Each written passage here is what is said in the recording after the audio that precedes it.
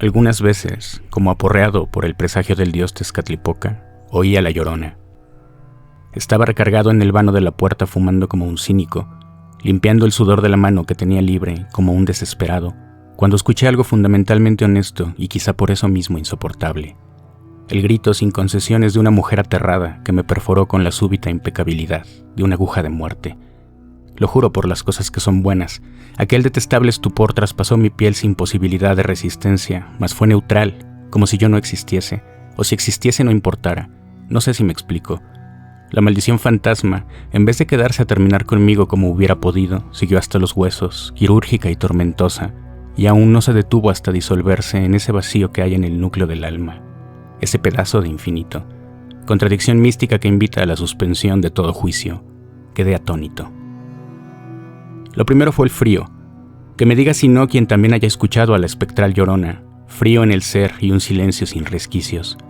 Pesada quietud en torno, como para asimilar ese golpe de nada que acaba de atizar con todo su desconcierto los fundamentos del yo. En ese silencio que desarma tuve tiempo para dilucidar una perturbadora y muy, muy rara conciencia. Fue como si nada más oír, hubiese yo sabido que el lamento cruel provino de una mujer que despertó de madrugada y sin ningún filtro, descubrió a su bebé muerto, sospechosamente gris y ausente junto a ella, quiero decir, a una distancia incomprensible, inenarrable, junto a ella. Imposible la marcha atrás, muerto para siempre. Imposible contenerse, imposible curarse. Su angustia apocalíptica, su incredulidad desesperada, su negación trágica y conmovedora de madre rota, su duda escatológica, su miedo infinito a la soledad, a la locura y al abominable olvido, todo aquello y otras cosas que ciertamente no quiero decir, y cosas que quizá ni siquiera soy capaz de precisar, pero que siento que están todas podridas, fueron mías también. Me congelaron en un infierno transitorio más absoluto. Tuve además la inquietante sensación de que aquel lamento imponderable había sido proferido en el interior de mi propio hogar, lo cual resultaba imposible y sin embargo nefasto. Eran horas nocturnas. Dice Isidore Ducas, el inmenso conde de Lautremont: hace mucho tiempo que los dulces rayos de la luna hacen brillar el mármol de las tumbas.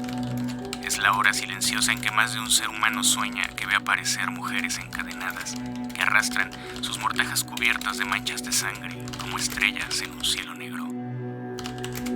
El que duerme emite gemidos semejantes a los de un condenado a muerte hasta que se despierta y percibe que la realidad es 3 veces peor que el sueño. Y así fue, tal como escribió el conde en la segunda mitad del siglo XIX. Al siguiente día de aquel inmaterial encuentro con lo desconocido tenebroso, comenzó a desmoronarse una boba imaginación de lo que yo pretendía, un falso acuerdo sentimental lleno de fisuras entre seres que se reconocen y aún así pretenden cerrar los ojos. La mentira excesiva de lo recíproco, de lo cómplice, implantada en mi vida por el deseo de vivir los amores insatisfechos, se resquebrajaba con la fría tensión del vidrio cicatrizado, y yo solo sabía mirar como un estúpido que elige no dejar de ser estúpido. Pero nada de esto, ni la mentira, ni la pretensión de cerrar los ojos a la mentira, ni la estupidez que erigió una ermita de arena para la sed de un dios impostor, es culpa de la pobre Llorona, que peores lances que los míos padeció, tan terribles que estamos en el siglo XXI y ella aún no cesa en su infinito dolor. ¿Cuántos la habremos escuchado a través de los tiempos desde un inmemorial primer dolor que se perdió en la noche de la historia precolombina? Año 2025 y en estas latitudes de Norteamérica del Sur todavía es común hallar relatos de gente cotidiana que posiciona a la ilógica Llorona como un espanto activo, diríase socialmente aceptado tanto en el ámbito urbano como en el rural. Pero su recorrido es de larga data. Hasta donde tengo noticia, no solo a mí se me ha desmoronado algo después de escuchar a la Llorona. Si retrocedemos unos cientos de años, veremos que los mexicas, mis ancestros, vieron el mismísimo fin de su breve, aunque poderoso señorío después de oír aquel inhóspito gemido. Atendieron al derrumbe estrepitoso de su civilización sofisticada, tan abundante en flores, de su bella y compleja cosmovisión, en el fondo tan desconocida, tan incognoscible para mí y de la que además poco ha quedado. Sin embargo, puedo imaginar la escena, apelo al origen mitológico que nos hermana. Algún macehual licencioso escabulléndose en la noche mexicana de hace poco más de 500 años, entre las calzadas de la ya entonces gran capital mexica de belleza lacustre, rumbo a su casa oye un lamento en náhuatl que lo hace estremecer, que lo planta ante su propia nada.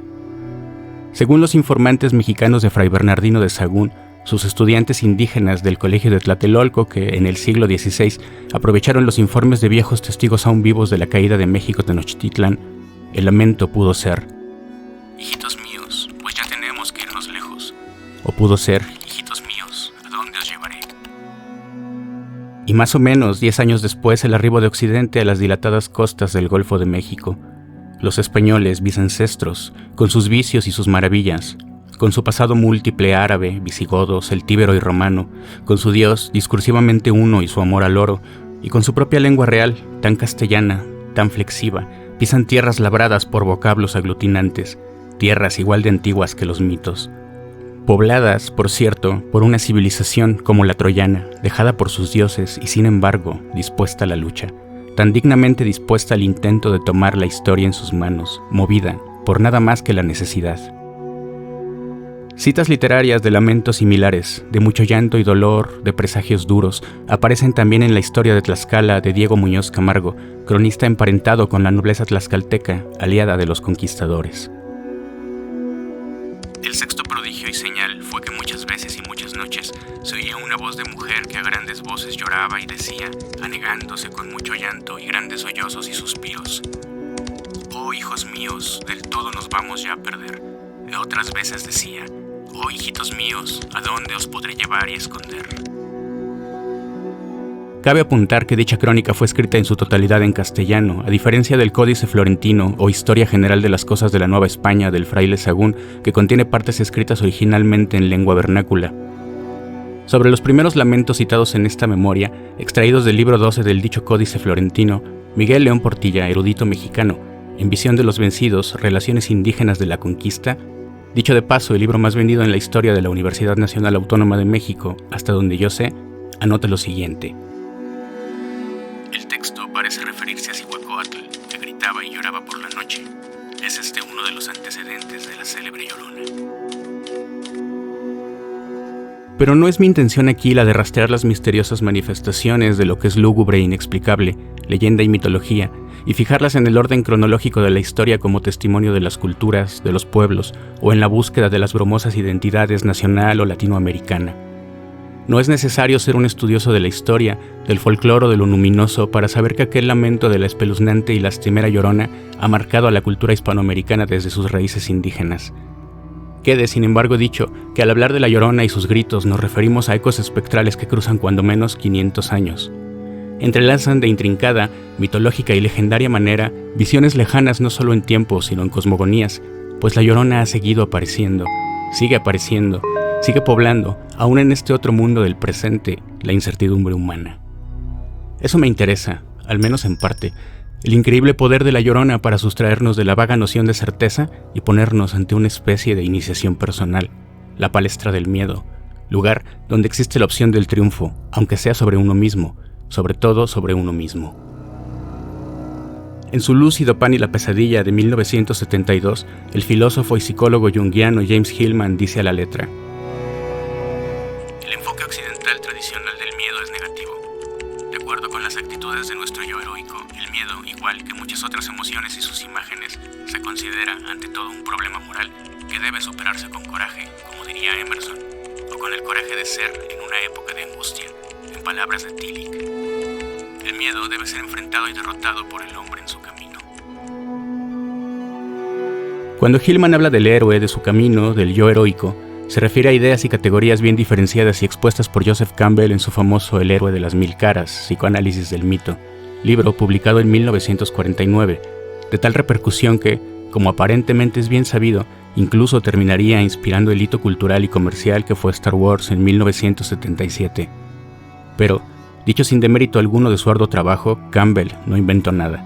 En realidad, parece que los humanistas llevan miles de años sin inventar nada, y parece que así está bien. En muy resumidas cuentas, en su libro Campbell, trastocado como Hillman por Carl Gustav Jung y su pensamiento mucho más allá de lo pragmático, aspira a describir, dar cómputo, santo y seña de la estructura que parece subyacer en las mitologías, en cada pueblo, en sus panteones, sueños y pesadillas, en sus hazañas. Apenas en el prólogo, Campbell lo hace explícito de manera sucinta, clara y entretenida, elemental e incompleta, al hablar de ese heroico arquetipo al que asume nos es natural aspirar. Dice el mitólogo: el héroe inicia su aventura desde el mundo de todos los días hacia una región de prodigios sobrenaturales. Se enfrenta con fuerzas fabulosas y gana una victoria decisiva. El héroe regresa de su misteriosa aventura con la fuerza de otorgar dones a sus hermanos. Prometeo ascendió a los cielos, robó el fuego de los dioses y descendió. Jasón navegó a través de las rocas que chocaban para entrar al mar de las maravillas. Engañó al dragón que guardaba el vellocino de oro y regresó con el vellocino y el poder para disputar a un usurpador el trono que había heredado. Eneas bajó al fondo del mundo, cruzó el temible río de los muertos, entretuvo con comida al cancerbero, guardián de 3 cabezas, y pudo hablar finalmente con la sombra de su padre muerto. Todas las cosas le fueron reveladas. Desde este punto de vista, La Llorona también puede ser decisiva, aunque más que pensar ahora mismo en la palabra héroe, prefiero atender a la idea del miedo, obviado en el pasaje anterior, aunque no en el cuerpo del libro icónico de Joseph Campbell. Muerte, renacimiento, transformación de orden trascendental. Quiero repetir esto último: transformación de orden trascendental. El miedo posibilita la trascendencia, y sin embargo siento que falta algo al posicionarme ante el grito de La Llorona como ante un problema moral a superar mediante el coraje. En este momento no me termina de gustar la idea del héroe, del triunfo y la derrota. El mismo Hillman aclara al escribir del miedo que se refiere a la actitud tradicional de Occidente, y siento que en La Llorona hay algo más. Cito a Paul Bestheim, que en 1953 escribió lo siguiente: el México antiguo no conocía el concepto de infierno. Es posible y hasta probable que en el subconsciente del pueblo, sobre todo del pueblo indígena, siga viviendo todavía el oscuro recuerdo de un más allá abierto aún al pecador. El hecho en sí es el mismo en todas partes, pero la concepción de la muerte es otra. La imagen del esqueleto con la guadaña y el reloj de arena en México es de importación. En los casos en que se la acoge, por ejemplo en las representaciones de la danza macabra, se adapta enseguida, se aclimata, se mexicaniza, como lo vemos en Manilla y Posada. La carga psíquica que da vida al mexicano, hoy como hace 2 y 3 mil años, no es el temor a la muerte, sino la angustia ante la vida. La conciencia de estar expuesto y con insuficientes medios de defensa a una vida llena de peligros, llena de esencia demoníaca. Y apenas unos párrafos adelante remata con esta reiteración seductora: el México antiguo no temblaba ante Mictlantecutli, el dios de la muerte. Temblaba ante esa incertidumbre que es la vida del hombre. La llamaban Tezcatlipoca. La mención de este nombre poderoso abre una amplísima veta. La figura de este dios fatal y fundamental merece sus propias páginas. Sin embargo, es inevitable, aunque no por eso menos ingrato, resumir por ahora su absoluto protagonismo en la palabra ambigüedad.